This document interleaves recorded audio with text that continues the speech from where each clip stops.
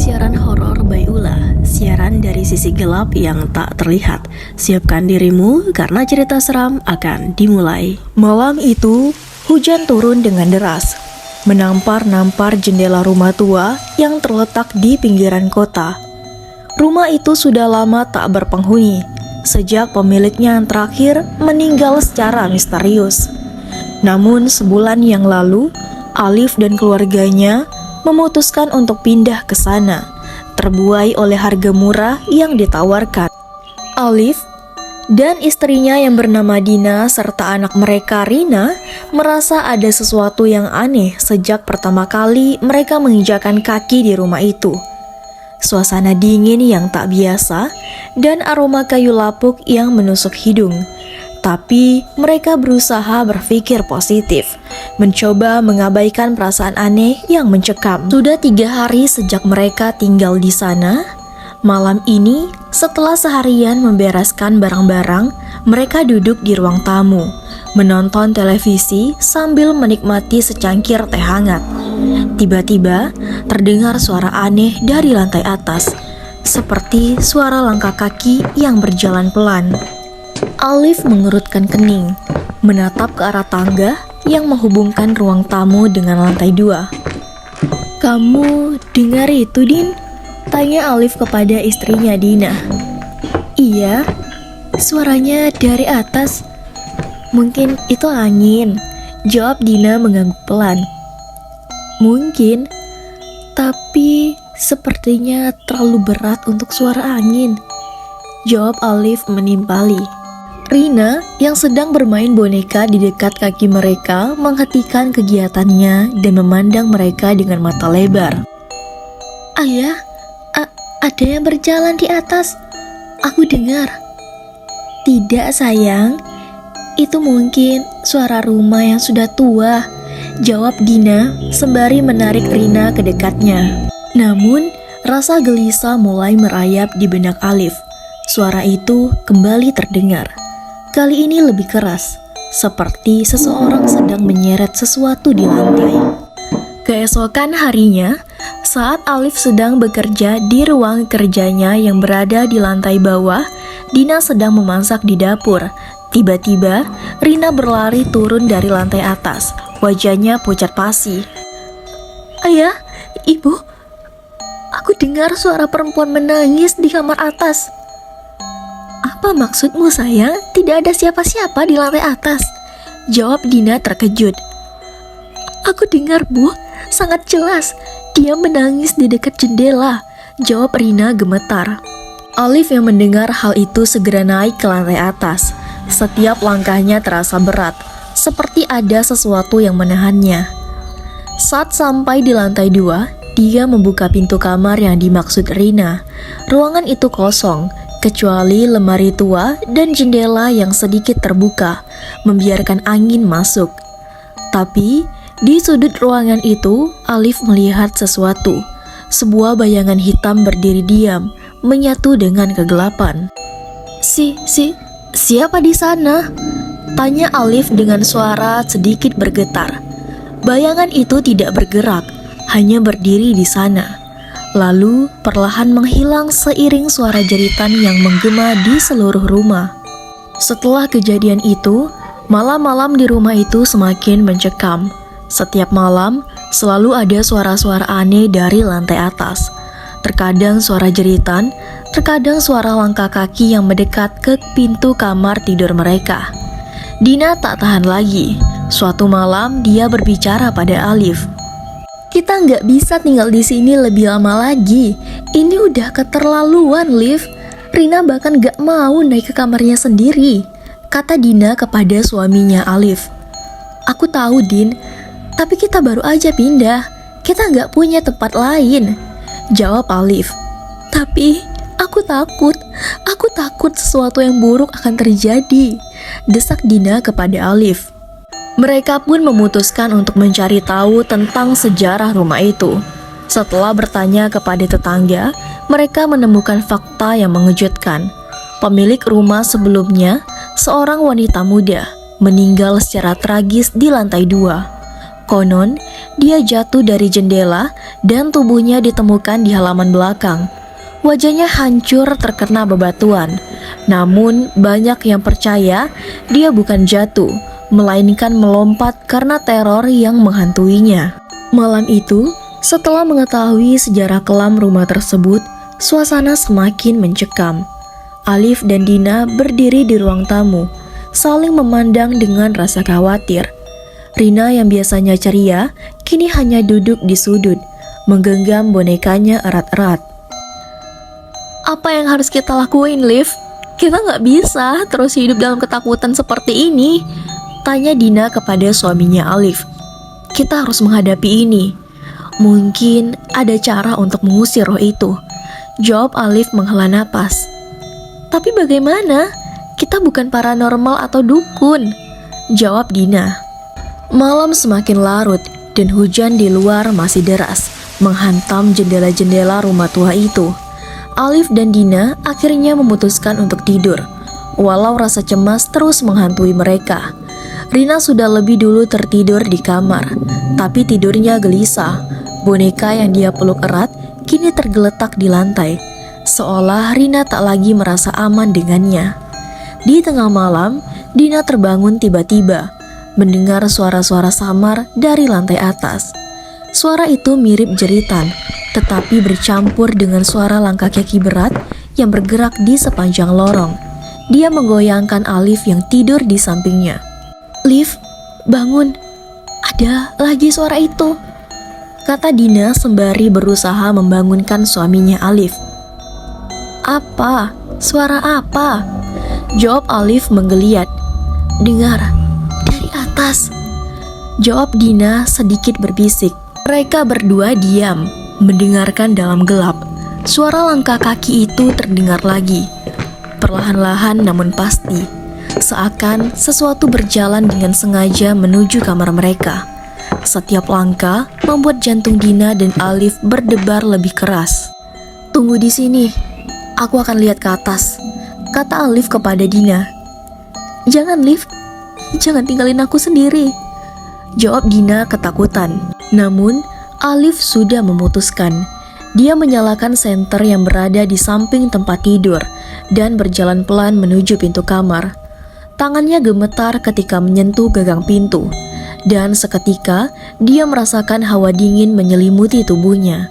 Ketika Alif membuka pintu kamar, lorong di depan tampak gelap dan kosong.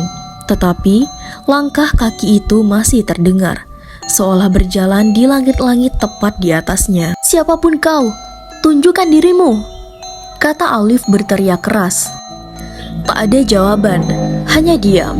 Namun, ketika Alif hendak melangkah ke depan, tiba-tiba terdengar suara jeritan melengking dari kamar Rina. Dina yang mendengar jeritan itu langsung berlari mendahului Alif ke kamar anak mereka. "Rina!" teriak Dina. Mereka menemukan Rina menggigil di tempat tidur. Wajahnya pucat pasi, matanya terbuka lebar menatap langit-langit kamar. "Sayang, apa yang terjadi?" tanya Dina kepada anaknya Rina. Dia ada di sini, Bu. Di langit-langit. Aku melihat wajahnya," jawab Rina gemetar. Alif langsung menyorotkan senter ke arah yang ditunjuk Rina. Langit-langit kamar tampak kosong, namun ada jejak tangan hitam yang samar di sana, seperti bekas yang ditinggalkan sesuatu yang merangkak di atasnya. Keesokan harinya, setelah malam yang penuh ketakutan, Alif dan Dina merasa sudah tidak bisa lagi tinggal di rumah itu lebih lama lagi. Mereka memutuskan untuk mencari bantuan. Dina menghubungi seorang teman lama yang pernah bercerita tentang seseorang yang bisa berkomunikasi dengan arwah. Malam berikutnya, datanglah seorang pria tua bernama Pak Wira. Wajahnya keriput, namun penuh ketenangan. Dia membawa tas kecil berisi berbagai alat ritual.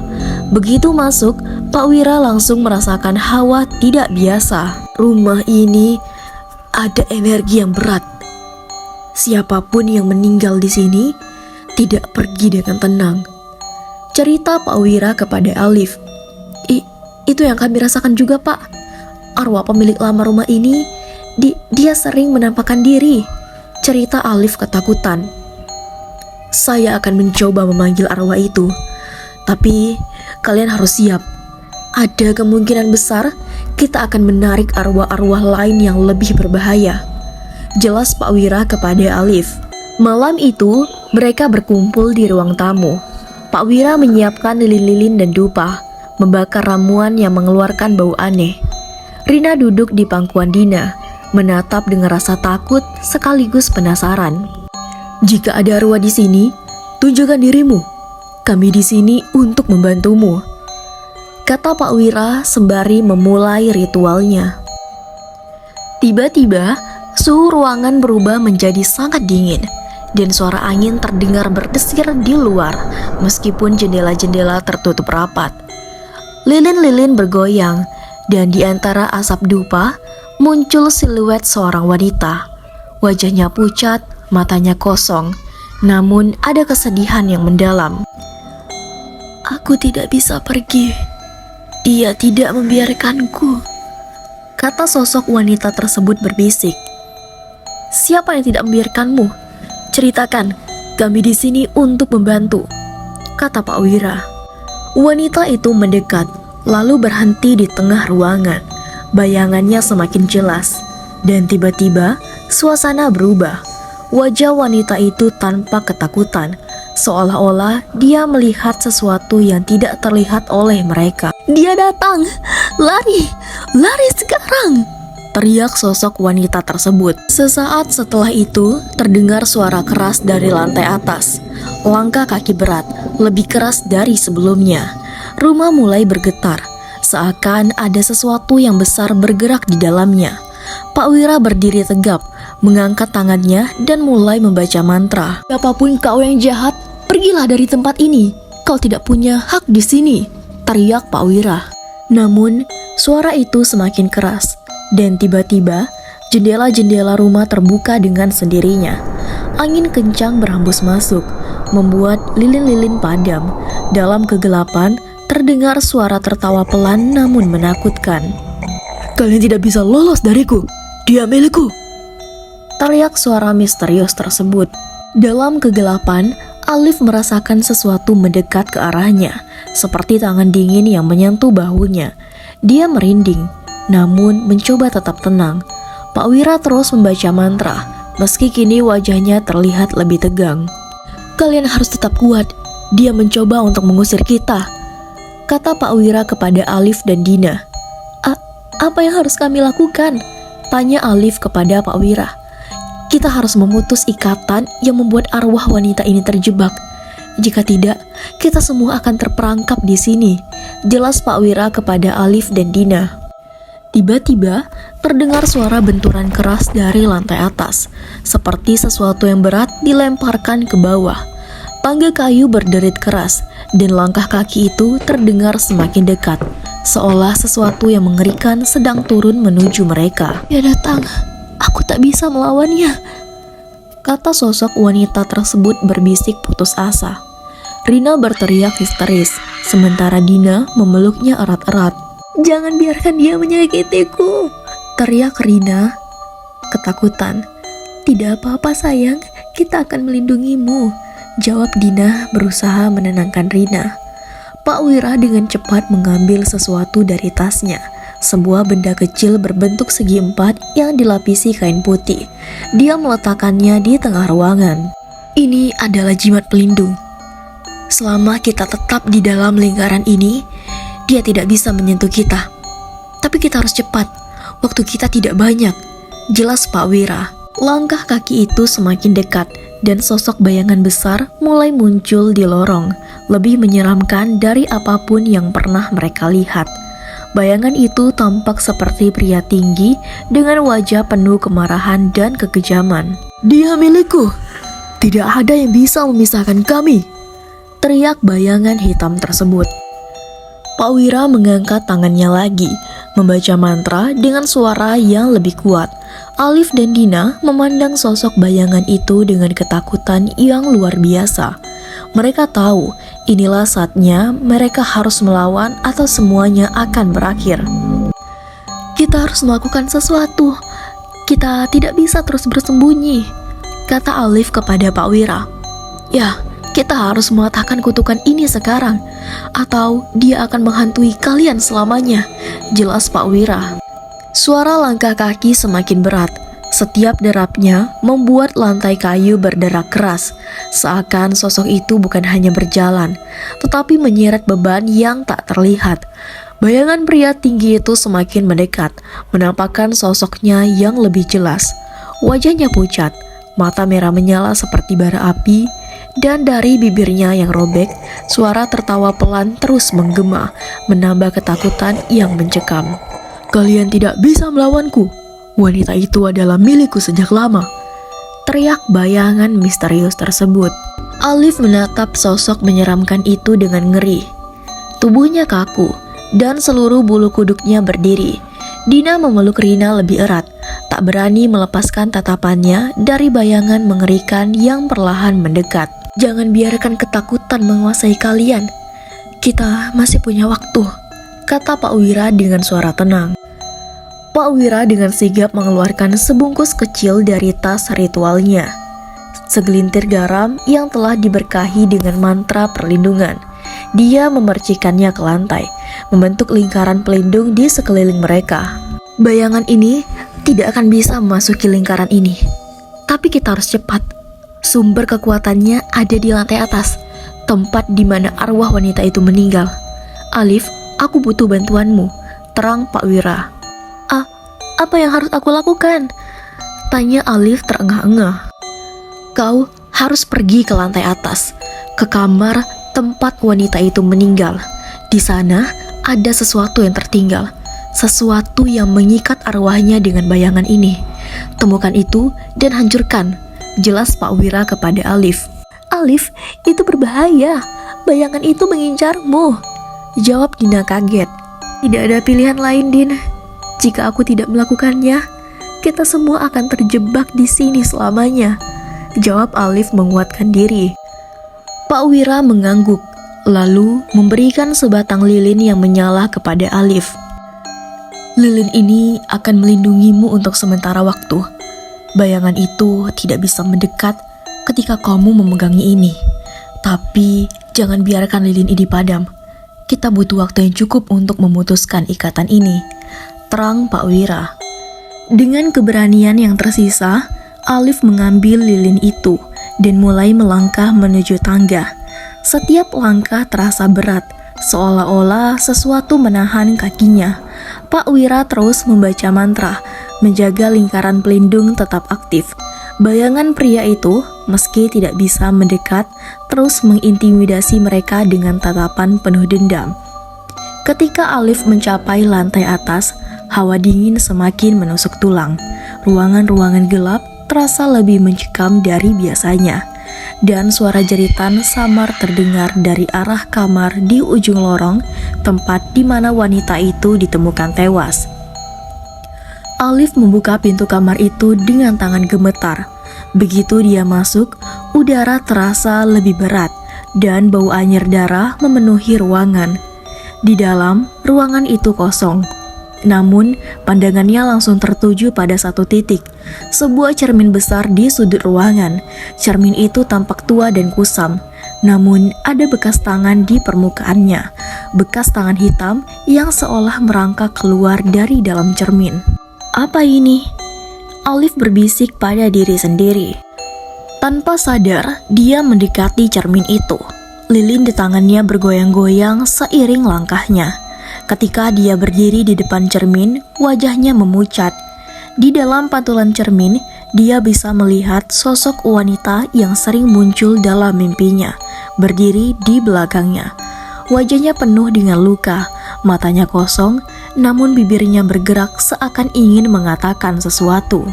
Bebaskan aku, pecahkan cermin ini, kata wanita itu berbisik pelan. Alif menyadari bahwa cermin itu bukanlah sekedar benda mati. Itu adalah sumber kekuatan yang mengikat arwah wanita dan bayangan mengerikan itu. Dengan sisa keberanian yang dimilikinya, Alif mengangkat lilin itu dan bersiap menghancurkan cermin.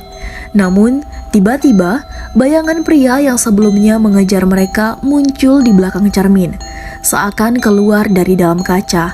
Suara tertawa yang menakutkan kembali menggema, dan lilin di tangan Alif mulai meredup. Kau pikir bisa menghancurkan kutukanku? Dia selamanya milikku.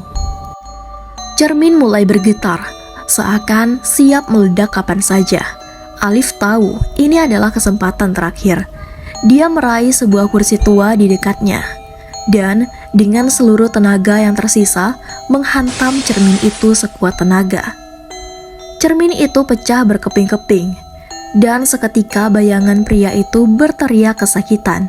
Suaranya menggema di seluruh rumah, dan perlahan tubuhnya mulai memudar, tersedot kembali ke dalam pecahan cermin yang berserakan di lantai.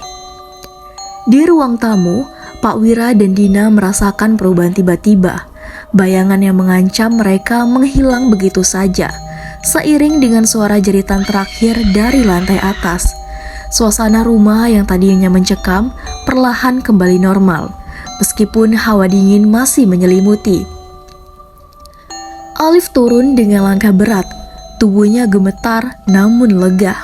Lilin di tangannya sudah padam, namun dia tahu semua sudah berakhir. Kau berhasil, Alif. Kau telah membebaskan arwahnya, kata Pak Wira tersenyum tipis. Rina yang sebelumnya terisak di pelukan Dina, kini mendekat ke ayahnya. Wajahnya terlihat lebih tenang dan mata takutnya perlahan menghilang. Ayah, dia sudah pergi kan? Wanita itu sudah tidak ada lagi kan? Tanya Rina kepada Alif. Alif mengangguk, mengelus rambut anaknya dengan lembut. Iya sayang, semuanya sudah selesai. Pak Wira mengemasi barang-barangnya, lalu menatap keluarga itu dengan senyum hangat. Rumah ini sudah bersih sekarang. Tapi ingatlah, selalu ada sisa-sisa energi yang tertinggal. Jaga keharmonisan di dalam rumah ini dan janganlah biarkan ketakutan menguasai kalian lagi. Terang Pak Wira kepada keluarga Alif. Dina dan Alif saling berpandangan. Perasaan lega bercampur dengan kelelahan menguasai mereka. Mereka tahu rumah itu menyimpan banyak rahasia kelam, tetapi kini setidaknya mereka bisa hidup dengan tenang. Namun, di sudut ruangan, bayangan samar dari seorang wanita tampak tersenyum sebelum akhirnya benar-benar menghilang ke dalam kegelapan.